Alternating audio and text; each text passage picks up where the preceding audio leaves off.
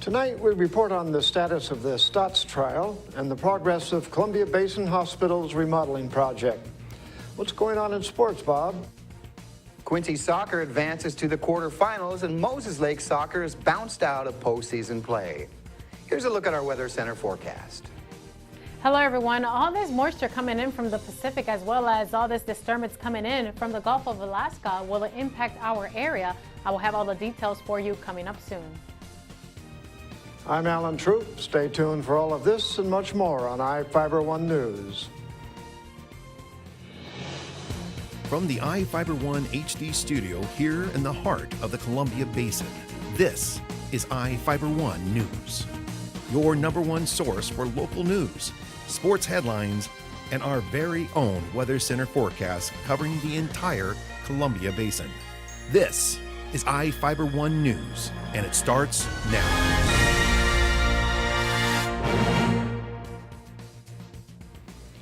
Closing arguments in the case of Robert and Michelle Stotts took place today. The couple is charged with criminal mistreatment in the first degree and criminal mistreatment in the second degree after their nearly 3-year-old son was reportedly found malnourished after suffering a heart attack and brain damage.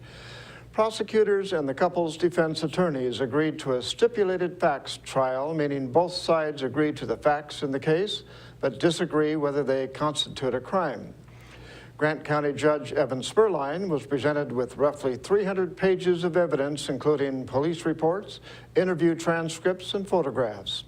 The judge reviewed the material and is hearing closing arguments before making a decision. The Moses Lake Spring Festival begins tomorrow evening, and reporter Vivian Huang tells us all about it. This Memorial Day weekend is the 34th annual Moses Lake Spring Festival. It starts tomorrow at 4 p.m. and runs through Sunday. Festivities include a classic car show, a moonlight parade, a concert, food and craft booths, a 3-on-3 basketball tournament, and a carnival. Admission to the festival is free, but admission to the carnival is $30 per person. The Grand Moonlight Parade starts at 8:15 p.m. on Saturday in front of Frontier Middle School. For iFIBER 1 News, this is Vivian Huang. Quincy is looking at prohibiting marijuana retail stores. The city's planning commission recommended prohibiting the retail businesses to set up shop in the city after an examination of the issue. The present moratorium on developing rules for the shops has less than a month remaining. The majority of the council didn't have any comments on the recommendation. Councilmember Dustin Peterson suggested prohibiting the retail stores could make the city a target for a lawsuit. The council is expected to discuss the recommendation at the next city council meeting on June the 3rd. A Mattawa man allegedly shot his brother in the legs after his brother hit him during an argument. Prosecutors charged Torvio Herrera, a 32-year-old man, in Grant County Superior Court with assault in the first degree and assault in the second degree. Herrera reportedly told officers he and his brother were doing chores when Herrera's brother tore a screen and started getting water into their mother's bedroom. According to the Grant County Sheriff's Office, the two began an argument. Herrera claims his brother punched him in the side of the head twice. Herrera allegedly snapped, ran to his bedroom, got a .22 caliber rifle, and shot his brother while his brother was running away. He reportedly hit him 4 times, 3 times in the right leg and once in the left leg. The 62nd annual Last Stand Rodeo saddles up with great fanfare for Memorial Day weekend. The rodeo features bull riding, bareback riding, steer wrestling, team roping, barrel racing, and saddle bronc riding. Soap Lake's Tammy Lee Danes is the Last Stand Rodeo Queen. It kicks off at 7 p.m. on Friday with the Last Stand Bullarama at the arena. Now let's take a look at people currently being sought out by the Grant County Sheriff's Office. This is Sheriff Tom Jones with the Grant County Sheriff's Office. Each of the people you see here have a warrant for their arrest. If you see any of these people, we ask you do not attempt to detain or apprehend them, but call us at 509-762-1160 or send us an email at crimetips@co.grant.wa.us. If the person is presenting a danger, call 911. With your help, we can bring these people to justice and make our community safer. We'll be right back after this. Good food, cold beer, and plenty of entertainment. That's what Sporty Steakhouse is all about. Open 6 a.m. every day. We offer over 100 reasonably priced menu items with 24 different ice-cold beers on tap and a wide variety of spirits. Come in with your favorite group, watch the game on our big screen TV, shoot pool, play shuffleboard, and more. We have live music and DJs, so find us on Facebook for upcoming events. Located on East Broadway Avenue in Moses Lake. Sporty Steakhouse, where good friends meet. Just when I thought the blizzard couldn't get any better, DQ put the blizzard inside a waffle cone. This is mind-blowing. So when DQ asked me how I would tell the world, I said...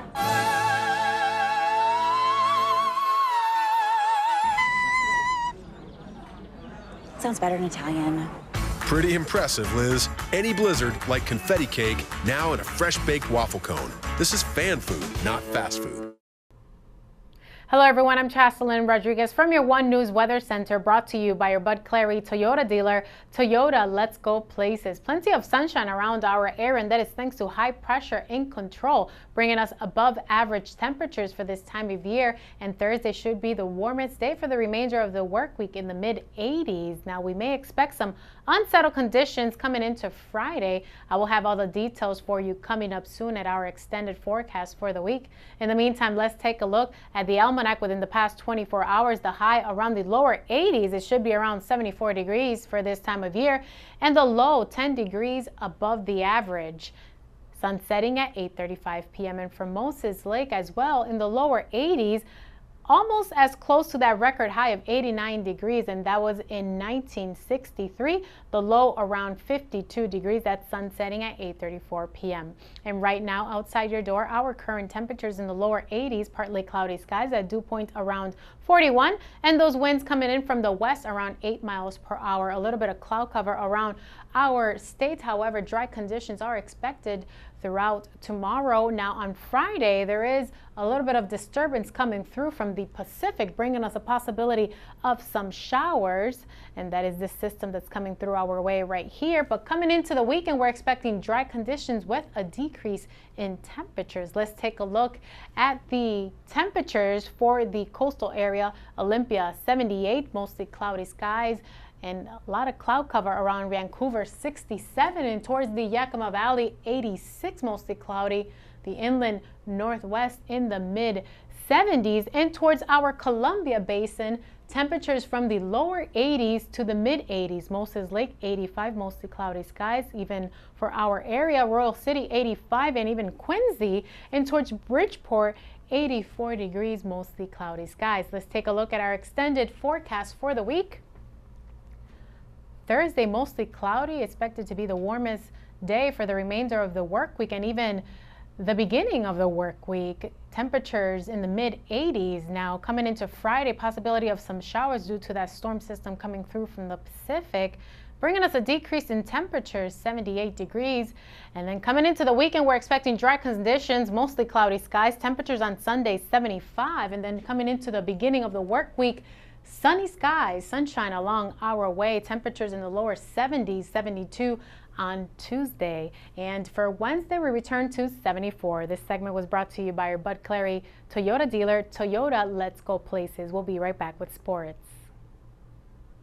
Hi, Jan. Welcome to the Toyota Time sales event. We're looking for something safe with a really smooth ride. He's a very light sleeper. Oh, the Camry's safe and has a smooth, comfortable ride. Oh, the Camry's perfect. And you're in luck. It's Toyota Time, so it's a great time for a great deal. Yes! You can lease a new 2014.5 Camry for $209 a month for 24 months with Toyota Care, our no-cost maintenance plan with roadside assistance included. Plus, get $1,000 bonus cash.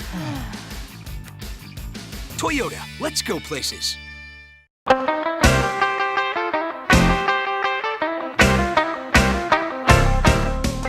Give your car the bath of a lifetime at Glass House Car and Dog Wash. Our personal attendants will focus on your vehicle's needs, and our new touchless technology guarantees the best wash possible. And as always, our tire scrubbers and rim spray will increase the life of your tires and leave them gleaming. Water spots don't fly here. We will hand dry your vehicle every time. Get in, get out, get clean at the Glass House Car and Dog Wash, located at 914 North Stratford Road in Moses Lake.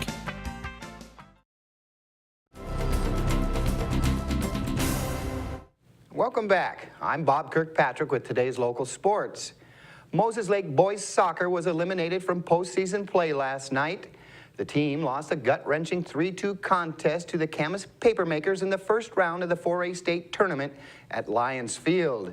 It had been 15 long years since the Chiefs last waltzed at the big dance, but Moses Lake played like postseason veterans, trading goals with number 3 ranked Camas. The Papermakers got on the board 8 minutes into the fuss. Johnny Cortez made it 1-1 at the 14:30 mark. Camas regained the lead 2 minutes later. The score held up until Sean Cotton off an Adrian Vasquez corner kick leveled the match 2-2.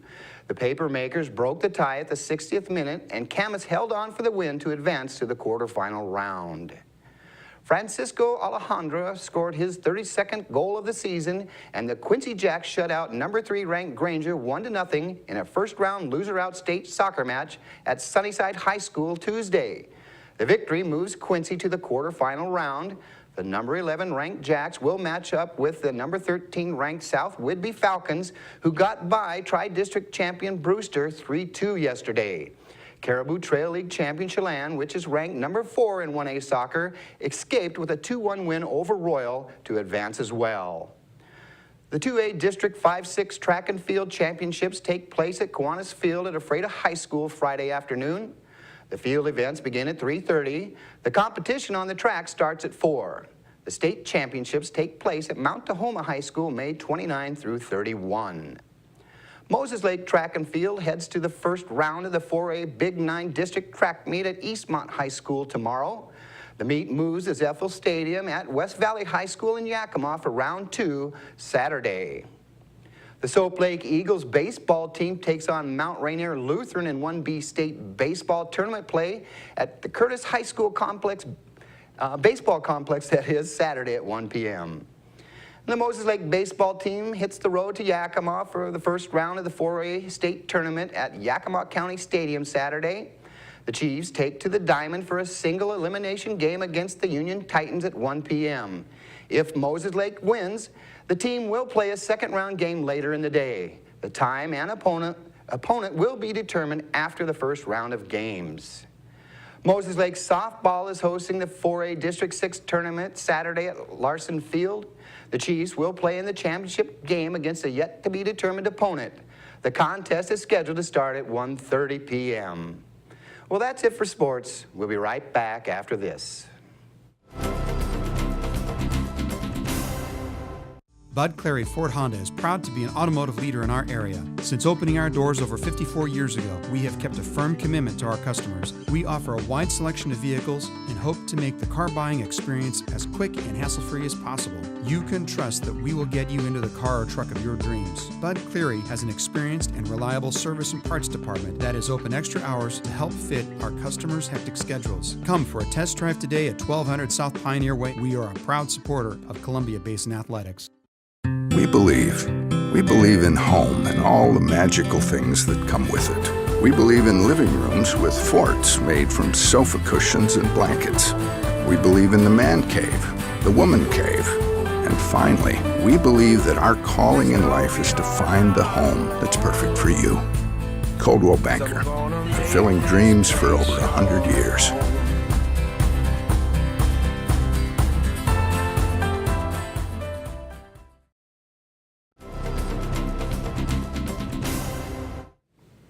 Our spotlight story tonight is about the progress of the remodeling of Columbia Basin Hospital in Ephrata.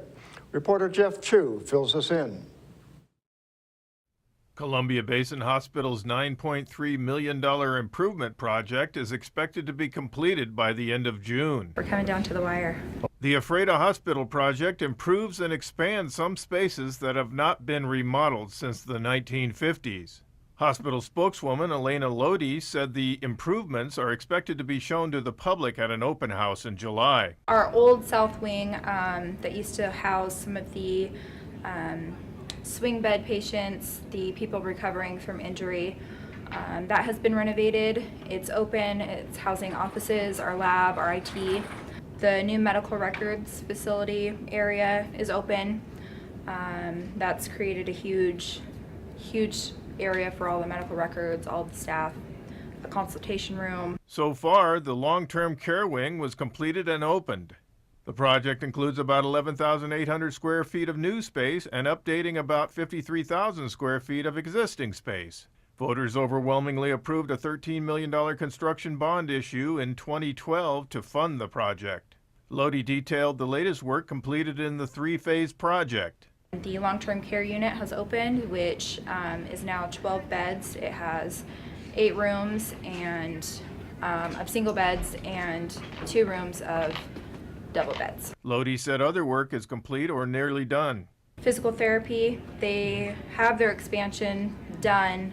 It just hasn't been officially open yet. They're still working on the occupational therapy kitchen and finishing up the touches on the gym. We have our central supply, central services wing going under construction. We've got landscaping and then a few hallways that are going to be remodeled. It has been about 2 years since the project began.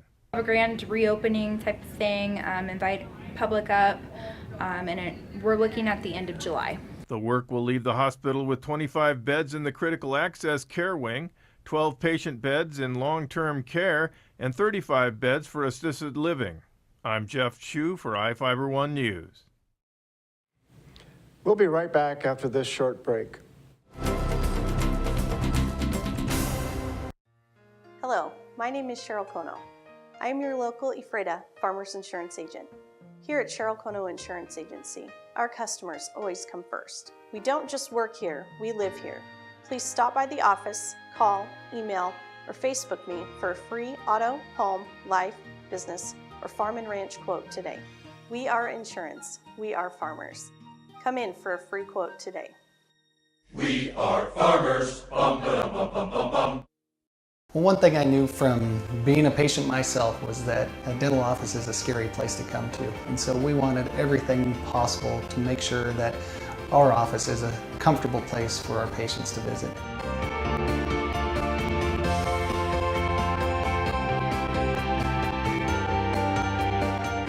The patients that I have, my clients, have made me a part of this community, and we want to give back in every way possible.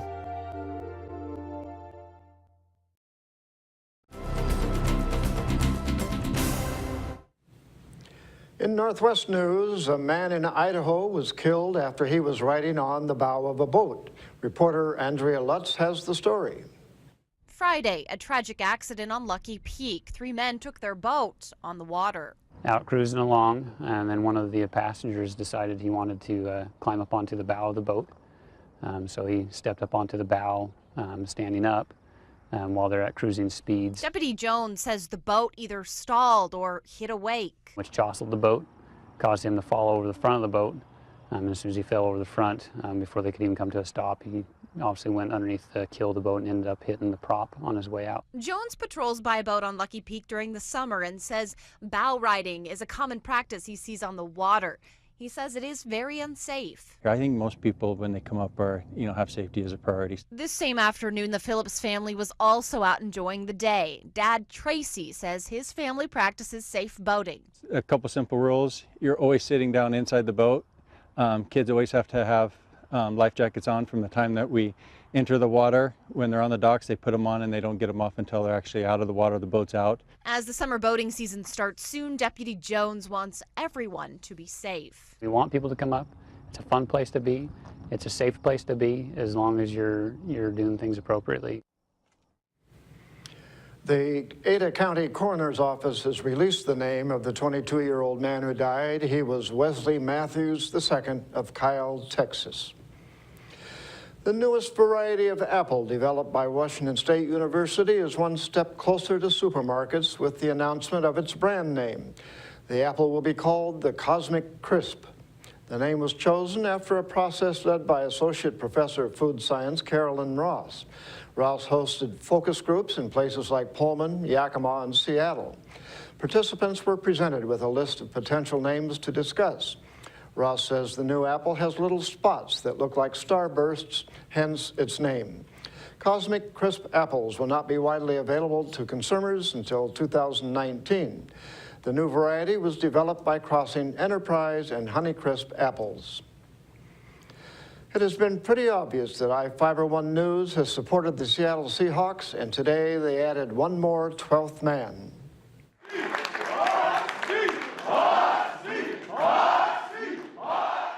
President Barack Obama is paying tribute to the Super Bowl champion Seattle Seahawks, congratulating players and coaches for their triumphs in the field and their contributions to their community. Obama welcomed the team to the White House today. The Seahawks clinched their first Super Bowl victory in February by beating the Denver Broncos 43-8. Noting that some football analysts didn't see Seattle as a top-tier team, Obama said he always roots for the underdog. So Russell has won more games through his first 2 seasons than any quarterback in history.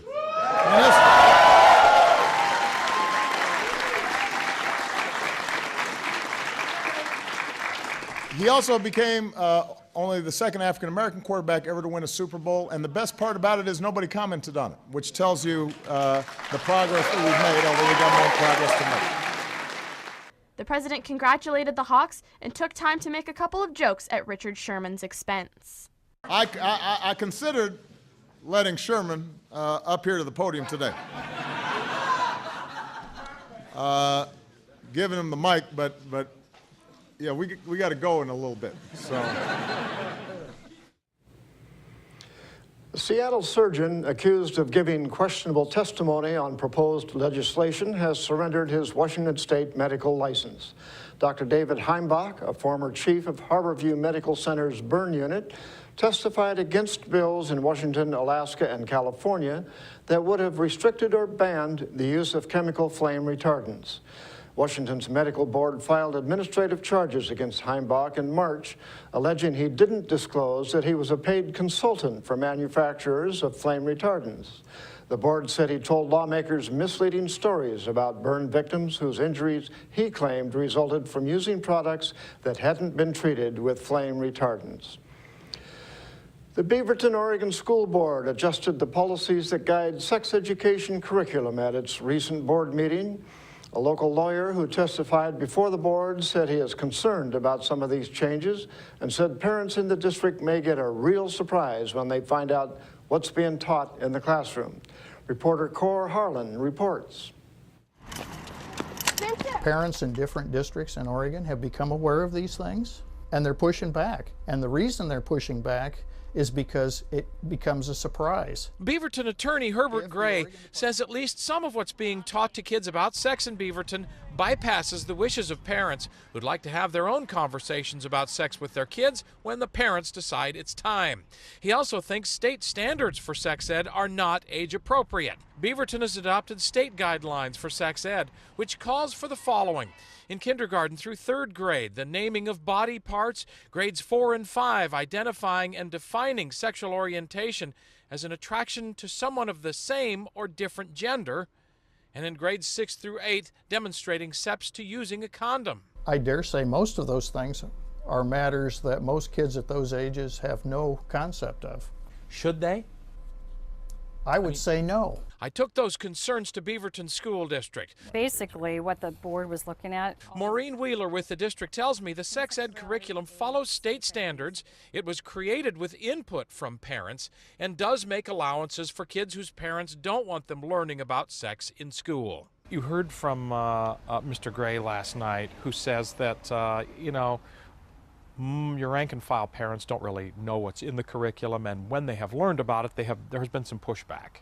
Is that true? We have not had any pushback from our parents, certainly. We have parents that do opt their children out of some curriculum. And that's going to do it for us here at iFIBER 1 News. We want to thank you for watching, and we'll see you again tomorrow.